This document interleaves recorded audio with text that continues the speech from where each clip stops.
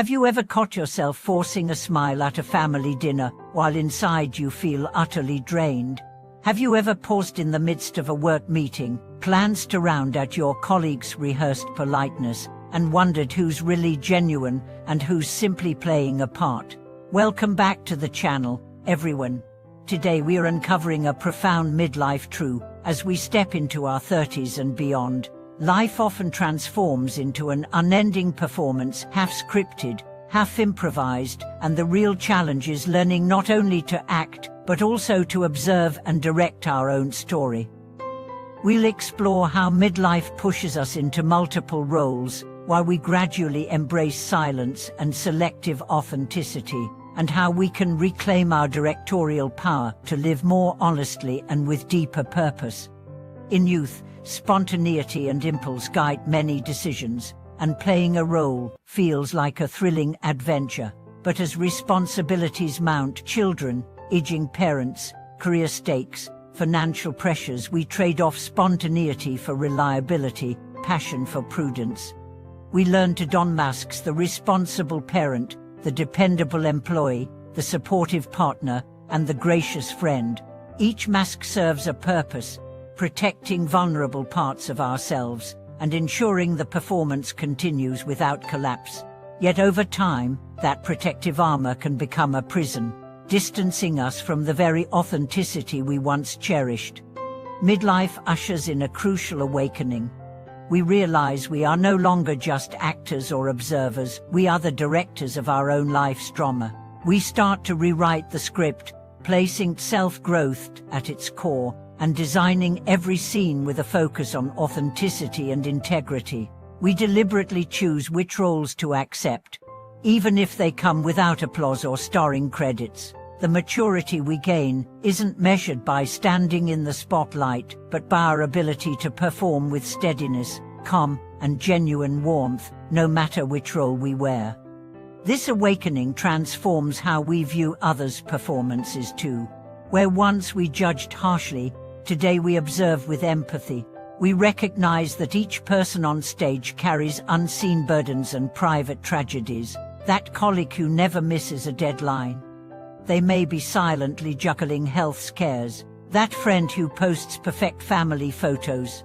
They could be masking marital strife. By seeing beyond the facade, we cultivate compassion rather than cynicism. Yet empathy alone is not enough. True clarity demands we cultivate inner stillness.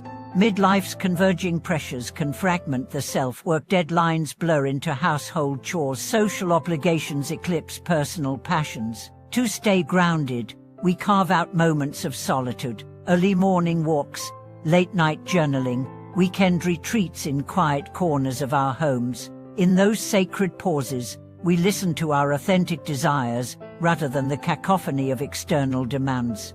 With this clarity comes the art of selective revelation. We learn that life is not about performing non-stop, but about choosing when to whom to reveal our true face. In boardrooms, we maintain professionalism. With close friends, we share vulnerabilities.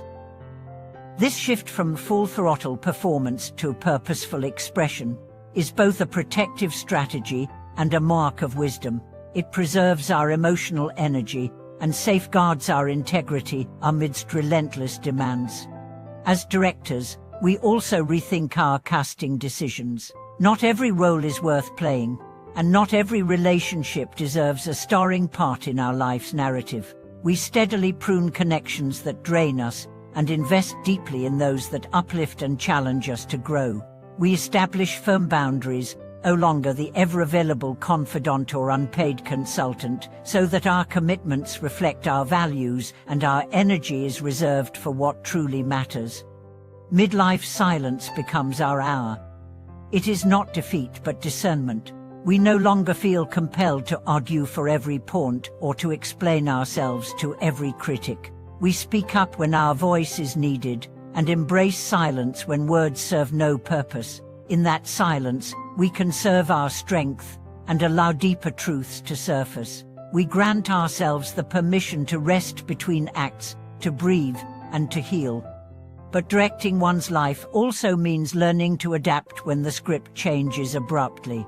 Careers falter, relationships shift, health crises emerge without warning. Resilience is born not from resisting these twists, but from integrating them into a coherent narrative. We learn to view setbacks as unexpected plot turns rather than full stops. We adjust the storyline, cast new characters, and lean into the lessons hidden within hardship. Ultimately, midlife mastery is about achieving a delicate balance, performing with sincerity, observing with compassion, and directing with intention. It's the recognition that every role we play, from actor to spectator to director, is essential to our evolution. And it's the confidence that, even when the final curtain remains unseen, we have the wisdom and courage to shape each scene in alignment with our truest self. David spent 15 years climbing the corporate ladder at a multinational firm. He wore the ambitious executive mask so well that even his closest friends forgot the curious teenager he once was. In his mid-40s, she woke up to a startling question: was he living someone else's script? That realization ignited a bold pivot. Armed with the clarity that comes from stepping off autopilot, he began sketching his own career storyboard, one where passion guided each act. He audited courses in sustainable design, connected with former classmates who'd launched eco-startups, and volunteered for community projects. Slowly, David transitioned from boardroom presentations to workshops on green innovation. He discovered that midlife is not a sunset but a creative renaissance, where accumulated skills become the palette for fresh pursuits rather than a trap of unmet expectations. Just as David rewrote his career narrative, Hannah harnessed her newfound clarity to transform her relationship with money. For years she hoarded paychecks in a savings account she never touched, afraid to spend on herself yet anxious about an uncertain future. Midlife reflection taught her that abundance isn't merely a number in the bank but alignment between resources and values. She cataloged her core priorities: travel, lifelong learning, supporting local causes, and reallocated funds accordingly. She booked a solo retreat in Bali, enrolled in a philosophy course at the local college, and set up a small scholarship fund for underprivileged students. By treating every dollar as a cast member in her personal production, Hannah experienced both security and joy.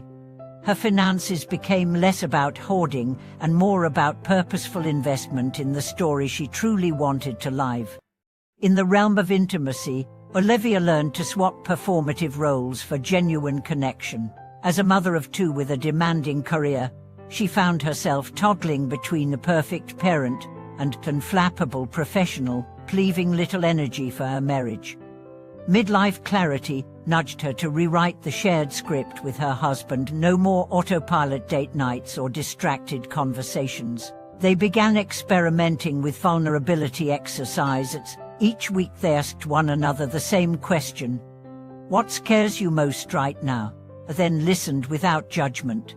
Over time, those moments of raw honesty bridged the gap between their stage personas and their true selves. They rediscovered laughter in unplanned kitchen dance sessions and found courage to tackle long-ignored conflicts with empathy rather than blame. Meanwhile, Mark recognized that the body often bears the hidden cost of sustained performances. Years of late nights, skipped workouts, and reliance on caffeine had left him perpetually drained. Midlife clarity taught him to treat his physical well-being as an indispensable character in his life's drama. He committed to rituals that honored his energy: a 20-minute morning stretch routine, weekly hikes in nearby trails, and a digital-free hour before bedtime. At first, these rituals felt trivial compared to big-picture goals, but within months, Mark noticed sharper focus, steadier moods, and a rekindled enthusiasm for creative hobbies. He realized that sustaining the lead role in his own story required a healthy supporting cast of self-care habits. Finally, midlife awakening often kindles a longing to leave a meaningful legacy. Rachel, a former marketing director, felt a persistent tug to give back. Rather than perform one-off volunteer appearances, she committed to a long-term mentorship program for young adults entering her industry. Every fortnight she met with her mentors to share honest stories of her own missteps and triumphs. Through those conversations, Rachel discovered that the truest mark of success lies not in personal accolades but in the growth you spark in others. Her mentors flourished under her steady guidance, and Rachel found purpose in seeing her wisdom ripple outward. In these stories, David's career reinvention, Hannah's financial realignment, Olivia's intimate authenticity, Mark's health rituals, and Rachel's mentorship, we see midlife clarity in action. It transforms fragmented roles into a coherent production directed by intention, compassion, and self-knowledge. Rather than fearing the middle act of life, we can embrace it as the richest opportunity to steer our narrative toward deeper fulfillment.